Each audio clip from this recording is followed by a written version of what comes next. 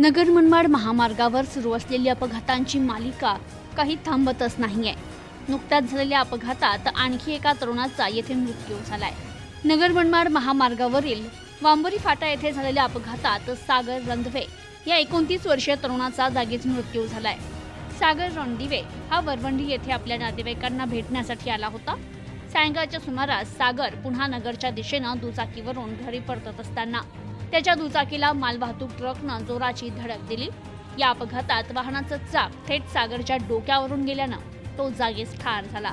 अपघातानंतर वाहन चालक पसार झाला असून घटनास्थळाचं दृश्य अंगावर शहारे आणणारं होतं। तर गेल्या 10 दिवसात या नगर मनमाड महामार्गावर हा चौथा बळी गेल्यानं हा रस्ता प्रत्यक्षात मृत्यूचा सापळा बनल्याची भावना नागरिक व्यक्त करतायत। तर नगर मनमाड महामार्गाच्या दुरुस्तीच्या मागणीसाठी राहुरी फॅक्टरी येथे नागरिकांनी रास्ता रोको आंदोलन देखील 10 सप्टेंबर रोजी छेडलं होतं। आंदोलन संपल्यानंतर काही तासातच पुन्हा एका तरुणाचा येथे अपघाती मृत्यू झाल्यानं नागरिकांनी तीव्र संताप व्यक्त केलाय। Bureau report, news today 24, Ahilyanagar.